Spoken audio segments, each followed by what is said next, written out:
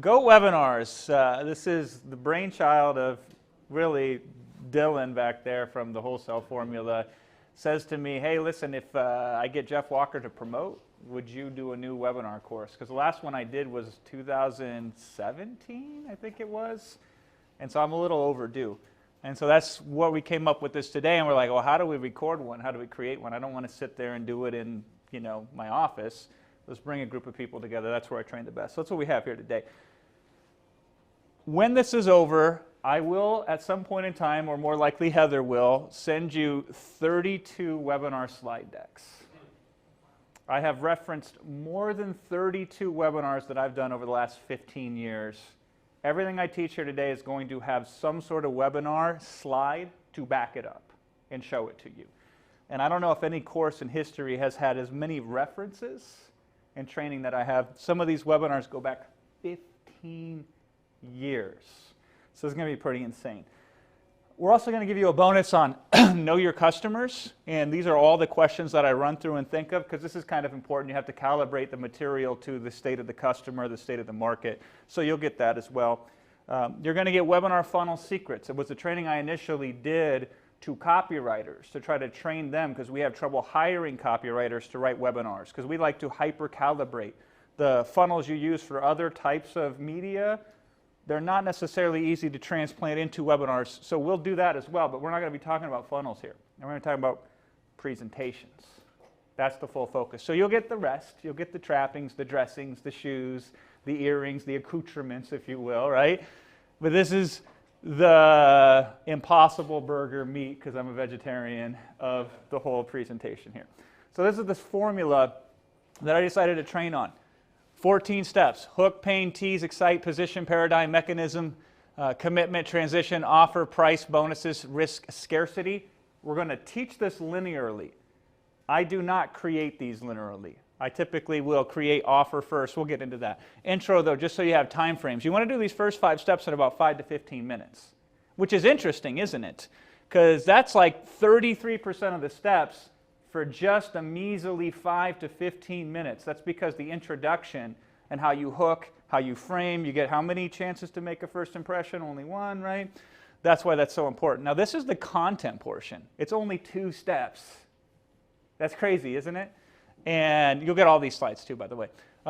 45 to 60 minutes for 2 steps, because what we teach is the least important part of the webinar. It has to be there. It allows us to do other things around it or alongside of it. But it is the most formulaic part of it too. And so we'll break that down, obviously, of course. The transition, 2 steps, commitment and transition here, 5 to 10 minutes, if you want to think about it from that. And this is what the offer looks like. 15 minutes, that's really formal material typically. And then we pitch until either we run out of energy or people quit buying from us. That's kind of how this goes. My average webinar goes 4 hours long. I wish it could go longer.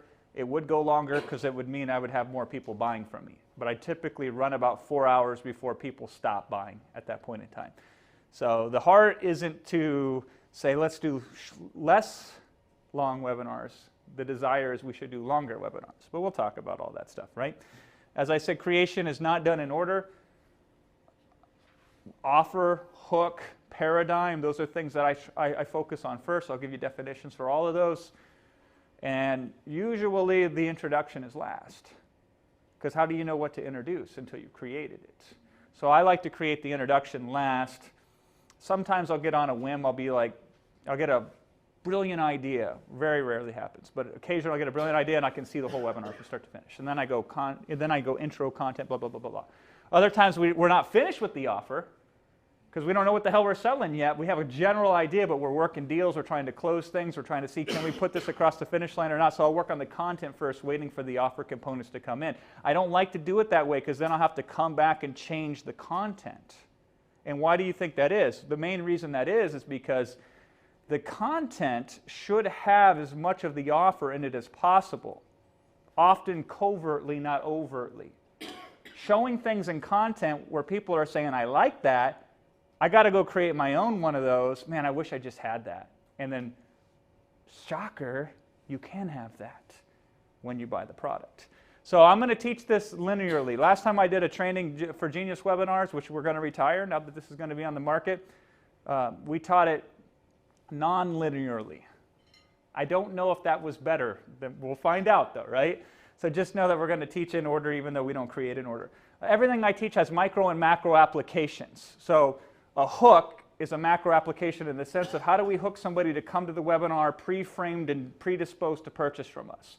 But there are many hooks throughout the content. Typically the content is like this: 2 step forward, 1 step back, 2 step forward, 1 step back. So I'll show them something really cool and I'll say, we'll talk more about that here in a second, but first, and then we hook them in. So each portion hooks them to the next portion. So if there's 4 steps that I'm teaching, those are mechanisms. I'm getting them excited, but I'm hooking them before I set up the next one. Hooking them and then setting up the next one. So we use all of these things. I use commitment relentlessly. And so commitment is a macro concept. We want to commit people to a better version of themselves, if we're selling them something, a future version of themselves that is better than a current version. That's a macro commitment that we will make. But there are micro commitments. Isn't that right? Can't you see yourself doing this? Wouldn't you agree? Things like that. So everything can be used on the ground floor as well as on the 50,000-foot view. And I think that's important. Everything can be used outside of the webinars, because the webinar is a microcosm of a macro application, which is a marketing campaign. So a lot of these things are transplantable. The details may vary a little bit, but they work way outside of webinars. Dare I say this might be the greatest marketing education that you ever receive in one single training program. At least that's what I'm going to try to do, okay? It doesn't have to be perfect. I was aghast when I went through, because I went through and found every single presentation I'd ever created over the last 15 years that was a webinar. That alone took me 1 week to go through. I made notes on every single presentation, and I was looking through them, and I'm like, especially the earlier ones, I'm like, how did this thing ever sell even $1? It sucks. It's terrible. What I realized was 2 things. One thing was nobody had me to teach them.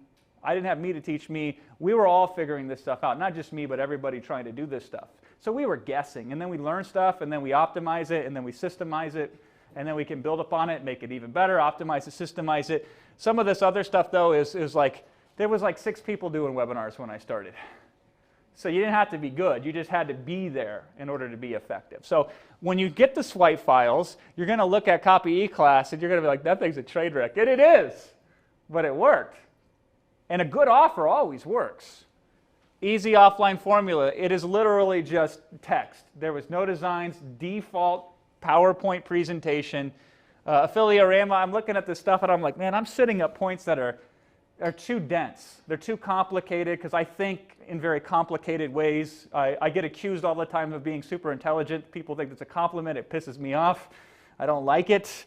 I'm like, I don't want to be this smart. I'm too smart for my own good. And that's an example of one of those cases. That webinar, just crazy, elaborate, nuanced concepts that I'm trying to prove all in the span of 45 minutes. But they worked. So that's important to understand. I'm going to give you the best techniques isolated, and your goal is to strive for the ideal, but done is better than better every single time. Because the best webinars I've ever done have been put in front of people, I've seen how they've responded to them, and then I've made adjustments. And then I tried it again, and then I tried it again. Okay? Last piece of advice before we dive in. My goal is to give you lots of aha moments where you say, oh, damn, now I'm never going to do it the way I used to do it. I'm going to do it this way instead.